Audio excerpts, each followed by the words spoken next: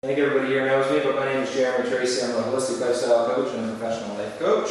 I am going to do my very best to pretend that this room is packed full and deliver a presentation as if there's 30 people here. And you guys are going to play along and be loud. Okay? Very good. So, you need Jay. Couple of questions. Have you ever set a goal and not reached it? Have you ever set a goal and as you were trying to move toward it, you found the only thing holding you back was you? Maybe you didn't realize it. Hence the title of the talk tonight is, are you shooting yourself in the foot? Basically meaning, are you sabotaging your own success? So what I hope for you to learn tonight is to learn how to recognize times when you are interfering in your own success.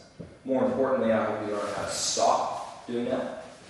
Most importantly, you should learn how to set yourself up for success. Now, I don't stand up here and tell you these things as if I have had more successes or less failures than other people. I would submit I've probably had more failures, but I would also suggest that I have examined those failures very closely and learned as much as I possibly can from them in order to move me towards success. So, in general, what kind of goals do people have? No question would be, why did you join the Biggest Winner Ultimate Winner contest? What were your goals when you did that? Get more in shape. Lose weight, get in shape. Can win money, bucks. What was that? Win money. Win money? Alright.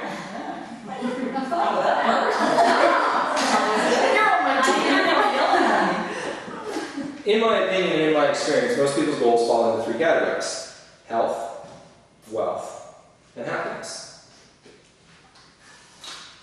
So throughout my life, I've had goals in all three of these categories. Like I said, I've had some successes, I've had some failures. I'd like to share some stories of how I learned from some of these experiences in my life. So let's start back when I was 19 years old and I moved from Nova Scotia to Alberta. I had dollar signs flashing in my eyes. I was going to go there and hit it big time. I'm working on the oil fields and the money is going to come rolling in. That was my plan. Plan to actual, as I've heard some people talking about, didn't quite work out that way. And I found myself working construction, building pig barns. The guy I worked for, his name was Norm Robinson. If you've ever seen the movie Happy Gilmore and the construction crew that he goes to work for, Mr. Larson, the guy that shot the head of the nail gun. Great, have you ever seen Happy Gilmore? Yeah. Great big burly guy, you know, thick black hair, thick mustache, hands on, monsters, big bear paws on him. This is what Norm looked like. He was a great guy, but his construction crew that I worked with was a little different story. These guys were the oil field rejects. Nobody else would have them, so Norm would hire them. I began to realize that although we were supposed to be paid on the 1st and the 15th of the month, if payday fell on a Tuesday, Norm would disappear. You wouldn't see him.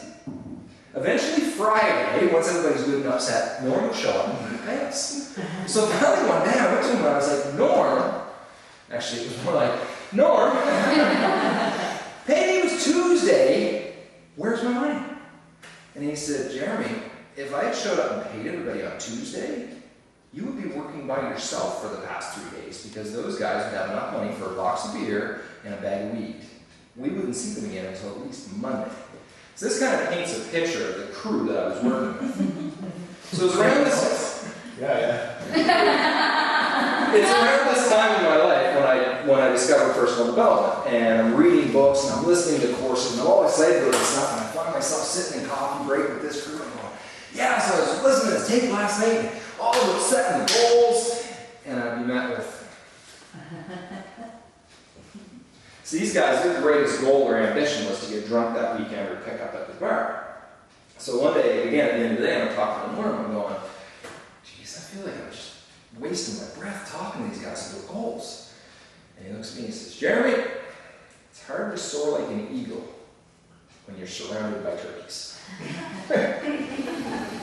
How true is that? Have you ever found yourself trying to soar like an eagle or move toward your goals only to be surrounded by people? Yeah.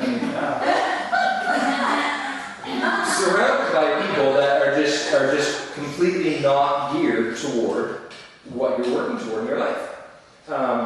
It could come from your coworkers. It could be your friends. Worst case scenario, it is your family.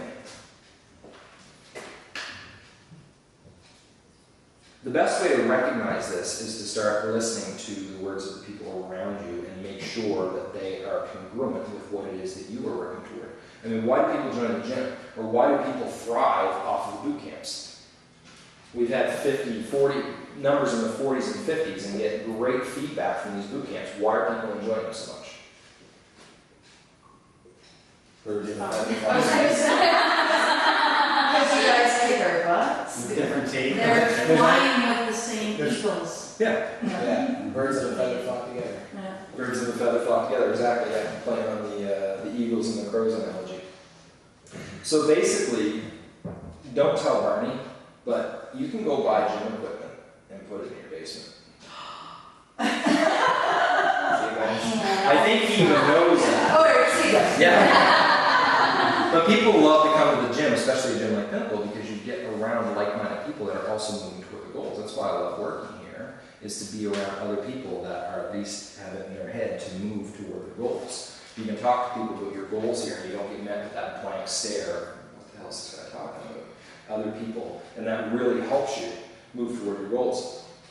Another thing that's very, very important is to get a coach or a mentor who has gone ahead of you where it is that you want to go. Someone that's going to be there, be that sounding board, and be that guiding spirit, or that guiding light, or whatever. Spirit probably isn't a good word, but basically that guiding light that's going to help you move toward your goals. So any of these things can help you. So to recap, learn to recognize the people around you if they're dragging you down. How do you stop? Basically, try to reduce the amount of contact you have with these people that are known as energy suckers. If you notice that being around people just makes you feel down. You know the type of people when you walk into the room feeling like this, and 10 minutes later, you kind of feel like this. Try to limit the amount of exposure you have to those people and get around more like-minded people, and that is how you're going to set yourself up for success. So it was actually from the same era in my life when I was living in Alberta. I was very grateful to spend a lot of time with my Uncle Bill. Uncle Bill at this time was about 55. Fairly fit guy, slightly gray, pretty fit. Anyway, I love spending time with him for two reasons. One, because he was a like-minded person. He was very geared and motivated towards success. He was a very successful real estate agent. He did really well. The other reason that I really respected and appreciated Bill was because he actually had his kidney replaced when he was in his early 30s. So around the time I'm spending a lot of time with him, the lifespan of his kidney was pretty much winding down. And he knew that, but you never knew that by spending time with him. He didn't wear it. He was still very focused and motivated and driven towards goals. He had many quotes, and one that I remember him using a lot. He would say, Jeremy, it's better to leave a bad impression than no impression at all. And he didn't just say it, he lived it. We lived 2 hours drive apart. He was in Edmonton, Alberta, and we lived in a little town called Step. So he would drive down and he'd take us out for supper. And while the waitress was there to wait on us, he would say, you want to buy a house? And he'd be right there with his card in his hand. What the hell are you doing here, man? You never know, she might want to move to Edmonton, right? Like he just lived it. He didn't care if he left a bad impression. He was going to leave an impression.